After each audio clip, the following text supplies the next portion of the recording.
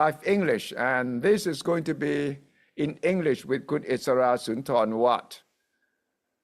Thai ครับ politics. สวัสดีครับ Sawadi krab. Thai politics.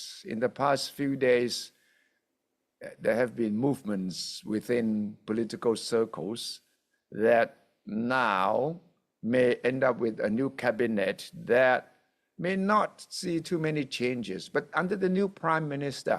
So I'm going to ask Kun Isara to give us his take on what he expects from the new prime minister and the new government, and how messy is Thai horse trading among political parties is going to be. Krab, Kun Isara, what's your take? Oh, wow. Very loaded question. How long is the program? Is it 4 hours? No, half an hour, half an hour. Okay, Okay. direct question. What do you Okay. think the prime minister will do with her role as the new leader? Do you think if you compare her to the previous prime minister, Kun Sethha, what are the differences? What are similarities? Well, I think to be fair to her, she is our prime minister officially. Well, is it official yet? It is no. A little bit more. A little bit more. It will be official. A little bit more will be official. But she is our prime minister. So we'd like to give her the benefit of the doubt. Yes. What differences is, I think, You said benefit of the doubt. You have any doubt? Well, we have doubts for everyone. There's always going to be a doubt for everyone. But to be fair to her, let's just say this. Okay. I would think the biggest difference, the most major difference, because Kun Sethha and herself are relatively new.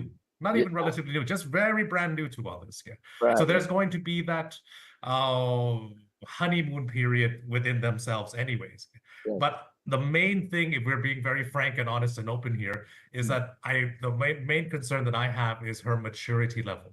Not maturity as in, is she adult enough? Is she old enough? That's a different story. I would think, does she have the capacity and capability to do this as the leader of the country? Not as a vice minister, not as a member of parliament, not as a minister or a deputy minister, but as the leader, the prime minister. That's a different thing. Kun Sethha had his issues. He stumbled here, stumbled there, trying to find his footing, but he had years of experience in maturity to back him up, to see what was what was right, what was wrong, what he could do, what he should do, what he should not do. That came from experience. That came from hard knocks. I'm not sure if our new prime minister, if she has the hard knocks yet. Yeah. Does she realize that? Does she realize the cesspool that she is going to be diving into of world politics? Not just local politics, but as the leader and the face of our country to the world and representatives of all Thai people. That's a different hat to wear, and that's a different burden to wear, because when we, yourself, when we were her age. Yeah, well, we had to learn a lot of new things, but we didn't have to face the fact that we were going to be prime minister, right? Exactly. I was the first term MP at 30, and I had to stumble a lot to learn. And looking back now, those stumbling blocks have helped me become, I hope, a better person. But at least the person that I am now, better or worse, I don't know. But it's still a learning process. But the stars aligned. She is the prime minister. We can't take it back. She can't take it back. She is here. My main concern is her maturity level of being able to do this, which I'm not knocking her on a personal level, because I don't know her. I don't have a stake in the game. But as the leader of a country, it's a different. But again, we can't judge it on age. No. We can't judge it on age. Right. Maturity doesn't mean age only, right? No. So let's be fair in that sense. This is not age. This is not just bashing her just to bash her, but judging on how she interviews, judging on how she expresses her views and her thoughts, there is concern in that. Well, but then her father, former Prime Minister Thaksin Shinawatra, will tell you that no problem. I will back her up. I will support her. I will fill in wherever it's needed. Is that enough to console you? I would think that from a political point of view, we will see this. We will see the Pheu Thai machine cranking ahead. They will protect her at all lengths to protect her. Yes. In the mass media and the mainstream, you will see nothing but flattering pictures from beautiful angles from her, for her. Right. You'll see beautiful words about her. In the beginning, if you noticed, the mainstream media, when they talked about her, they called her Ung Ying, right? But now you call her by her real name. You see those subtle changes. You see those little subtle changes, right? But they could have done this, and they did this, the same formula that they did for Kun Yingluck, they'll do for her, but it'll be much more scrutinized. But the Yingluck era was still not in the boom of social media yet. No. It was the beginning of social media, so the mainstream was the main source of news. But now the mainstream news is not the main source of news, so you can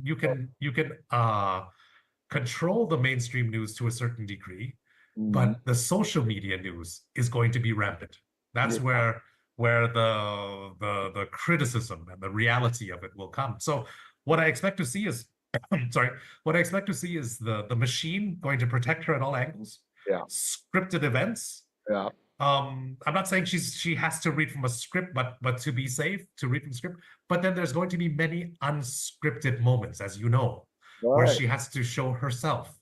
And I think that's where the danger lies. I think they're going to try to minimize those unscripted moments as much as possible, but you can only do so much to arrange details of a day.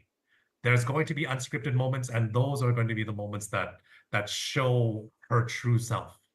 Her first exposure to foreign press was the first day she took office. There were only 2 questions in English. How do you think she handled that? Well, let's be fair. We're not talking about her accent and level of English. That's a different thing, right? No. Our English is not that great as well, but we can communicate, right? We can communicate, and we can have people understand what we're saying. So if we keep that aside and we don't use that at all, I'm afraid of the depth of substance, of the answers that we'll be getting. Because, like I said, if she were a regular person, a normal citizen, if you want to say, if she were you and I, with no title, or even the title of deputy minister or vice minister or member of parliament, then that's already something to be wary of as it is. But as the prime minister, there are different levels to this. So I'm not saying you have to be a brainiac or a super professor to be able to answer the questions, but you have to have the ability to instill confidence in the world and your nation and the peoples of your nation. And I don't want to be super critical, but from what I saw from that one and many other, a couple of other interviews, I don't get that sense of confidence that she has a clear grasp or depth in the substance of what she's saying, other than what she knows on the surface. And again, I'm not saying you have to be the super expert on everything, but at least you have to show that or convey that you know what you're talking about. But the level of answers or the level of depth, it sounds we've just a little bit harsh. Sorry, I can't help it. It sounds like a teenager sometimes. Yeah. Well, I mean, she doesn't even only sound like teenager. She acts teenager sometimes. Right. Typical Thai, typical Thai, when you want to seek understanding, you sort of show that you're still a young kid, Yes. People. But would you have advised her, if you were in a position to do so, that she should have gotten an interpreter rather than just, straight on with her English. That would have. Yeah, I think eventually the machine will advise her. The Pua Thai machine will advise her to handle that, to do it that way. But then again, you have the answers. That will answer the foreign media. That will answer in another language. But then you also have the Thai media where you cannot have a translator. So she'll have to be able to answer that as well. But if we can go back to your original question of how do I see things, I see the machine working. I see when you asked about her father, Kutaksin, he will step in when needed to and all that kind of stuff. It's hard to say this, right? But I know as a father, as fathers, you want to protect your children at all costs, right? But you also have to let them walk.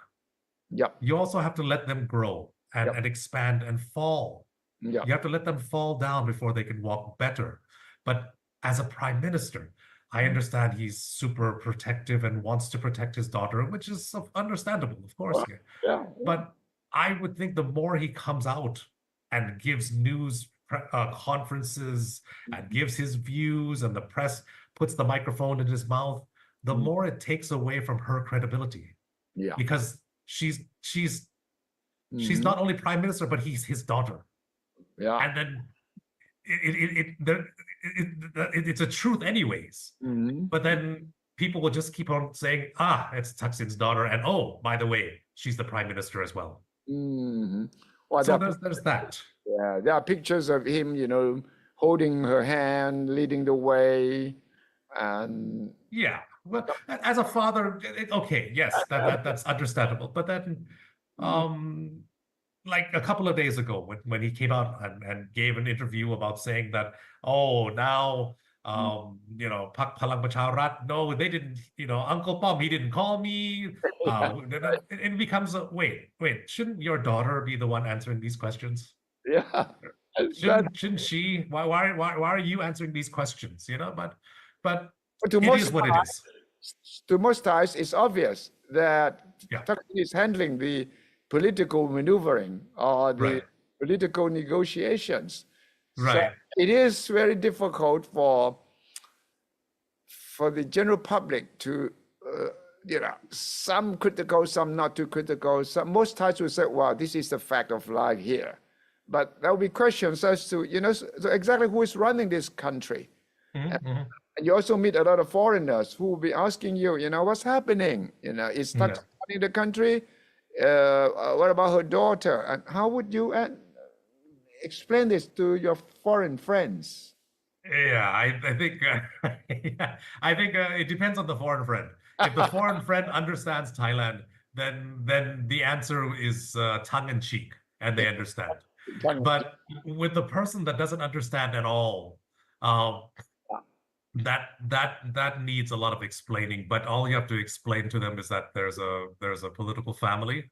There's the head of the family who was in self-exile, right? He chose to be in self-exile. He's back. He came back for whatever reason. He was sick for whatever reason. He was in the hospital for whatever reason. Now he's a free man.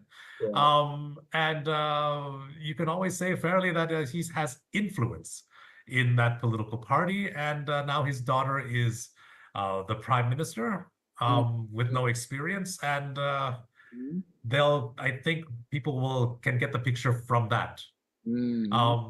Because, the more you say, the more unbelievable it is. The more you say, the more unbelievable it is. But the more you say it, the more it sounds like fiction. So I try to keep it minimal. So, or they think I'm making a joke, so it just sounds weird. But what about confidence and trust in Thailand? If you are foreign investors, if you have a lot of activity in Thailand, how would that help or undermine the confidence and trust? Well, let's say this: if no matter what has happened for the past 20 years, 25 years, or over 70 years of democracy, whatever type of government we have, pro-monarchy, pro-democracy, pro-communist, pro-whatever we can throw out, right? In the end, the backbone of Thailand is still always the private sector. Yeah, yeah. The driving force is always the private sector. So no matter what type of government you have, the first, if you notice, one of the first audiences they always try to reach out to is the private sector, to say business as usual, and things will run. So I'm not that concerned in that sense, because we are stable to a certain degree. Economy-wise, that's a different story, but stability-wise, we are stable. Investment can still run forward. Businesses can still move forward. There is some sort of level of competition, and investment can come in. Whether competence, that's a different story. Competence, that's a different story. And that's another webinar. But in the end, no matter who is the government, no matter whether she has business acumen or political acumen, business still can and will move forward anyways. But then again, sorry, go ahead. So do we need a government then? We always need a government. We would always need a government to throw the blame at. So, we need to blame somebody. Come on. So we blame it on the government, right? So, of course. No, the government. No, but we do need a government. We do need a government, and it does play to a certain degree of the confidence that we would have in her. But again, I believe that the army of advisors surrounding her will ensure as much of a smooth path as possible to make her job easier. And those army of advisors would be the ones reaching out and talking to the business investors, and leave her to talk on the broad topics at the very end. That's what I think. Well, should be talking a lot of broad topics, because a lot of topics are very complicated, right? Very detailed, and deep. So especially investment, foreign relations, and all these issues are interrelated now, right? Climate change, geopolitics, ASEAN. And everything has an effect on something else, whether direct or indirect. So whatever, I think, as a new prime minister, as a new minister, as a new whatever, there is going to be that bumpy road. And if you ask me, I don't think they wanted her to be the prime minister yet. I think the circumstances had to make it so that she had to be the prime minister now. I think they wanted to wait a couple of more, at least one election cycle, right? But there was just no choice. So we are in a situation where there was no choice for Thaksin to put a daughter in there. And now, what is next? This government, we see in the past few days, the attempt to hammer out a coalition, which is quite messy, with Palang Pracharat, General Pravit, with parties, or this splitting up, and the Democrat Party, your former party, is also now showing signs of being interested in joining the government. What is going to happen to this coalition? You think it will be more stable? You think it will spell more trouble? I think the magic of Thaksin is still able to control this government, no matter who is inside. So there's still that magic that he holds, that he possesses, that is able to smooth things over within the coalition party, because for whatever reason, right? So I would think there is that power that they won't. There is that line that they won't cross. And if we look back, it's the same power that General Prayut had when he first became prime minister. The 8-9 years ago, when it looked like he had absolute power. when he had the ability to, I'm going to clean the country, I'm going to make the country better. And people believe that in the sense where, oh, because he has the absolute power to do that. And so it was that image. But as time wore on, I think people started to push back. Other ministers and other parties started to push back and say, well, hey, you know, you're 7 years on now, you're 6 years on now. This is not like your first year when you're at the beginning of your term. You're not into the lame duck period yet. This is not a reflection on our current prime minister, but this is a reflection on Kun Thaksin right now. He's not in the lame duck period yet, but I don't think he's at that peak when he was the absolute power, when it was just one party. That was absolute. But I think through the years, he's taken a public bashing left and right. So he doesn't have the same public sentiment, strong sentiment that he had before. With the threat of the People's Party, what move forward now, whatever they call themselves now, right? Right. Is it People's or People? I forgot. But People's Party. People's Party, yeah. I think there are many factors now that have lessened his aura. And I think the coalition parties have seen that. And I think they're waiting for that chance to pounce back when the time comes, but the time is not now. No. But I would think that if our current prime minister shows signs of continued, not just once or twice of mistakes or something, but if it's continued mistakes, then I would think you would see some sort of beginnings of pushback from the coalition. But Kun Thaksin's magic is not as strong as before, as you said. And, right. And if it cannot put through some of the major policies that the party has promised, his popularity, the government's popularity will suffer. Right. And it's not going to be easy, even for Kun Thaksin. True, because I think there's going to be many factors. I think there's this resentment of how this whole Kun Thaksin saga came out, of coming back and being sick, and being free and doing this and doing that, and also, if I could be just a little bit harsh here, the personality of his daughter as prime minister, because she has a personality sometimes where is likable, but on the same times unlikable. And again, I don't know her personally. I don't know her personally, but I'm just saying from the public persona. So because no matter what, as you know better than I do, and as we all know, politics is three groups. This group loves you, this group hates you, no matter what, and then there's the undecided. So no matter what she does, the group that loves her is going to love her. The group that hates her is going to hate her, no matter what. But the undecided, I think her personality is a little bit difficult to have the undecided sway to her side. Yes, yeah. It's going to be difficult for her if and when she gets off script. And if and when an emergency comes, and then again, it becomes a dangerous playground for her to try to find her footing when in national crisis.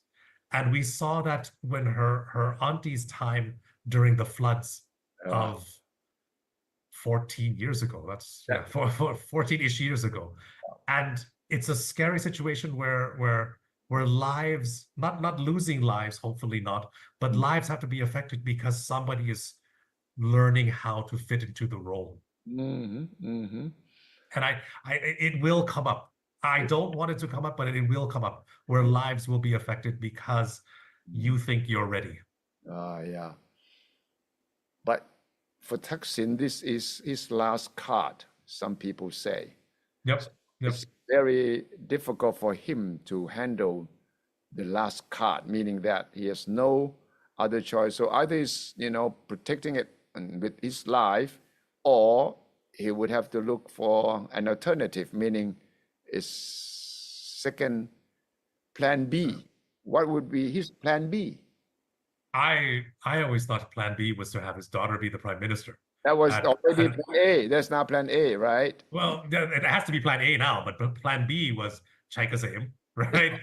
That Plan A was Chai Kasem, but now that's history now, and I know. now that now B has become A. So what is Yeah. the Plan B? I don't know. I think Plan B, which is now Plan A, and the only plan now. There's no letter because it's just the plan, right? Is to elevate her as high as they can do, is Mm-hmm. to protect her and Mm-hmm. I don't want to say the word control, but Yeah. try to manifest the image as best as they can in Mm. the remaining 3 years that is left. That's Do the best that they can, to weather the storm of the People's Party and other parties that would fight into them. So, and it's difficult because does the prime minister appeal to the young generation? I don't not. know. We don't know. We don't know. We don't know. Depends a Yeah, lot what to do from now on too. Mm. right. So we have this 3 years to see. Is it a probation period? I No. don't want to say it's a No. probation period. It should not be, No. because the politics of governing, the Mm-hmm. business of politics, Mm-hmm. uh, never stops. No. This is not a business, right? Mm-hmm. It's there. Mm-hmm. Whether you'd like to say Ta or not, whether he was ready or not, but he had that maturity, you Mm-hmm. would see. And then I think he understood his role. I think this is the most important part, where he understood his role of saying, I am not the super politician, No. Yeah. but I will do what I can do. I will lead the way I know how to lead, and I will fall back on others. But I don't know if she understands that role yet of hers. No. Is she going to be Superwoman? Is Mm. she going to say, the buck stops with me? Is No. she going to be that type? No. Mm. We don't know. We have to see. Yeah. Yeah. Well, you've been involved with ASEAN for a long time. How would you, compare her to other ASEAN leaders? Say Hun Manet, the new prime minister, also the son of a former prime minister. How Right? would you compare it to Lawrence Wong of Singapore? Not to mention, experienced politicians like Anwar Ibrahim, Right. Jokowi, or the new president of Indonesia. How do you see? Well, Yeah. I think the closest comparison that we can have is Cambodia, Yeah. right? Right. But you can see that he has been groomed for the role, Yeah. whether since he was a young person, and he has been trained. Oh, yeah. Has our current prime minister been trained? I No. don't know. No. I don't know. I mean, if she has, whatever you want to say about Cambodia, whatever the situation is, Mm-hmm. the current prime minister of Cambodia does portray that aura of confidence. Mm-hmm. Mm-hmm. We don't know what he says because we don't speak Cambodian. Okay, that's a different story. But Right. but he does have that aura of confidence where he instills the confidence in the world that he is in control, whether he is or not, we don't know. But then he is in control of what he can control. Yeah. Mm-hmm. You feel that you can still go to him and talk to him, even though we know that his father is still more powerful and so on and so forth. But he is in control of what he can control. Lawrence Wong, he's learning. He has that maturity. And he has the mental capacity to be able to do the intellect, if you want to say. I don't want to talk about anybody's intellect, but from the interviews that we have seen of our prime minister, I don't feel that confidence in the intellect to be the leader of the country. That's it. She's intellectual in her way. That's a different story. Okay, that's fine. But to be the leader of a country, that's a different type of intellect. It's a different type of intellect, and it's a different type of understanding. Yeah. So that's my main concern there. What if you just accept the fact and understand the real situation? The real prime minister is Kun Thaksin. The daughter is only, the official, in the official capacity, because she is the only choice that Kun Thaksin can rely on. So how would you handle that with the real prime minister being Thaksin? And he's going to go call up people. People will call him. A lot of foreign investors will go and see him, and to see the prime minister as ceremonial welcome. But then the real power. their power where business will be conducted at Ban Chan Song La. How would that appear in the public scene? Well, isn't that what we've been doing for a year already? I mean, so Well, we it's couldn't just a say, change of face. So yeah, but we couldn't say Thai. At least, he was, saying, I am the real prime minister. I am the constitutional prime minister. But in his pride, from what I heard, he didn't really, say yes, sir, with Thaksin on everything. He had argument with Thaksin on certain issues. But then the daughter, no, you don't expect her to say, Dad, I don't agree with that. I don't think, and I think you should stop talking to the press. Let me do the job. You don't expect that to happen. No, I don't really expect that to happen. But I think that was a warm up for what we are going to be expecting for the next 3 years. It's I think it goes back to the saying of you never know how good it was until it's gone. Right. So with Kun Seta, we had that we always made those jokes of saying, oh, yes, sir, yes, sir, yes, sir. But now it's yes, what we think is going to happen. Yeah, it's going to what we think it's going to happen. It's going to be at a different level. But I would also think that she understands the situation as well, right? It's still very early. It's still like just barely a week, but from what we've seen from this week, you've seen Daddy basically take more control, take more of a face out, and people are saying it out loud, like, hey, I called Daddy. I called Daddy. We talked, but they always say, nobody really says, I talked to daughter. No, yeah. I talked to daughter, but it's more of, and the press even asks, like, hey, Daddy, did you talk to him? Did you talk to her? Hey, no, I didn't talk. No, he didn't call me. We didn't talk. But when you ask his daughter the same question, she tries to answer, and she does answer with her force, but I think she has to earn that credibility. And I think the machine has to have him step back and be in the background if that's possible. The machine. The more that he comes out, the more that he comes out, the more he discredits his own prime minister daughter. That's true, yeah. But then the machine is quite new too. And the machine that helped Kun Seta, maybe that's more or less the same set of machine. And I doubt that it would be effective because it didn't work for Kun Seta in his public communication, in his monitoring of public feedback. I don't think he got enough enough capable people around him. Now with Kun Ung Ing, it's even worse because they are afraid of the boss's daughter. Right. Well, you can look at it another way. The boss's daughter is there, right?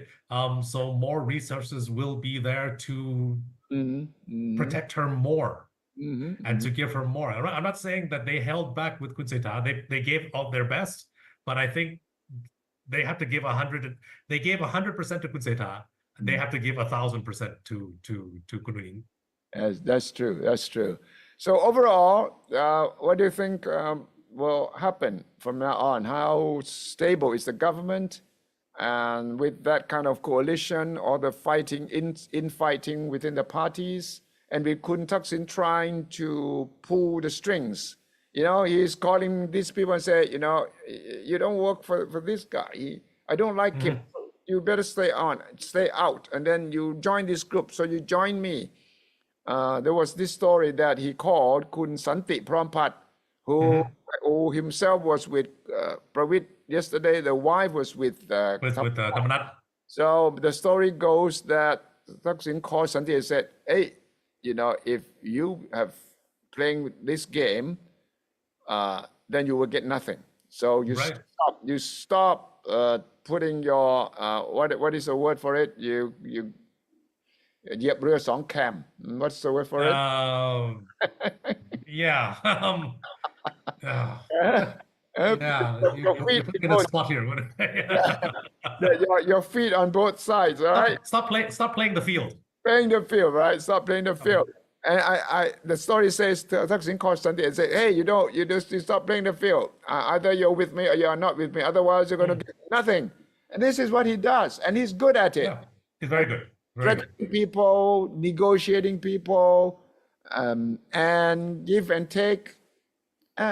He would do that from now on. You will have to do it every day and many times a day. Right.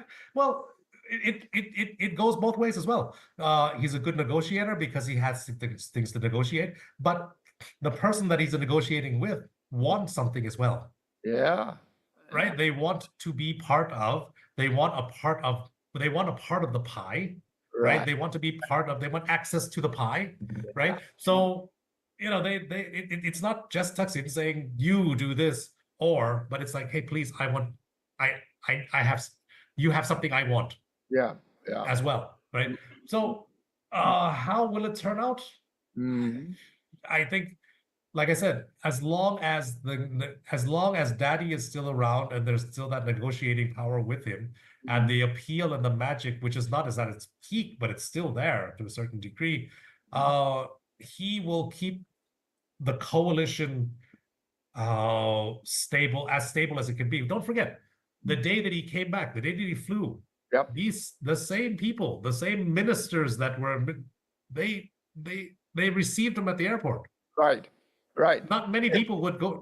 They wouldn't do that for everybody. They wouldn't do that publicly for anybody, but they did it for him for whatever reason. For whatever reason, right? And so I think that magic is there to be able to hold them together until our prime minister makes a gaffe, makes a series of mistakes that is difficult to turn back from. And then you will see how strong, if it's still very strong, how strong Daddy is. If the public pressure is out there every single day, because don't forget, this is going to be a very bad thing to say out loud. As a woman politician, she is already at a disadvantage to a certain degree. If you're too strong of a woman, then you are ostracized. Right? If you're very feminine, then they'll say you're very weak. She has that tendency to come out as looking very strong in her sense, but then the people that will be criticizing her the most are not men. No, it will be the women. It'll be the women, and they'll criticize her for the way she speaks, criticize her for what she wears. Right? Already it's happening. Already, right? And then it's going to be look at that $1 million outfit, 1 million baht outfit. It's going to be a lot of that, right? Especially like during her auntie's time. Yes. And you'll see the transgenders coming out and making fun of her a lot, and it will reduce the aura of being a prime minister, and it's going to be very vicious. Especially about what her personality is very confrontational and very confident in herself. And sometimes there's that show of lack of modesty. That's exactly what some Thai people are saying. Right. It's not what is the word for it? Humble, modest, down to earth. And kun nu. Right, and that's very very posh, very chic in that sense. Which is, there's nothing wrong with that at all, but then people want to find something to criticize. I think people are trying to find something to criticize, and they will, fairly or unfairly, there's going to be a ton of criticism that has nothing to do with her being the prime minister. No. But in politics, if you want to divert attention from all these little details, then you go zero in on policies. People will stop talking about what you wear, how you look like. So you say, look at my policies. This is what I'm going to do. So you judge me by what I do. But then she has nothing yet to offer. Exactly. If she doesn't have the depth of the policy to offer, then this is what people are going to focus on. So I think the best way to summarize everything of what you asked is it all about whether the stability of her, whether the future of her, or whatever. It all depends on her. Yeah, on her. How It should depends on her. how she And manage? how she manages, how she communicates, how she extends that aura of confidence to us or not. And like I said, it's been a week. It's only been a week so far, but we're just judging and basing on what we have seen through the past. We never know. Maybe 1 year, 2 years, 3 years from now, we can say, "Oh my God, she's fantastic." Do we have time? Do we have the luxury of time? That's a problem. I don't know. Like I said, this is not this is this is not this is not a trailer. This is not a teaser. This is politics is ongoing. The business of governing and the business of politics is always ongoing. There's never a honeymoon period. There should be, I guess, but no. No. Okay, thank you very much, Kunisara, and keep a close watch on it so we can come back and discuss. Maybe things will get better, but then it could get worse. So let's keep a very close eye on it. Thank you very much. Benefit of the doubt. Benefit of the doubt. But not too much doubt, though. Thank you, Kunisara. สวัสดีครับ ครับ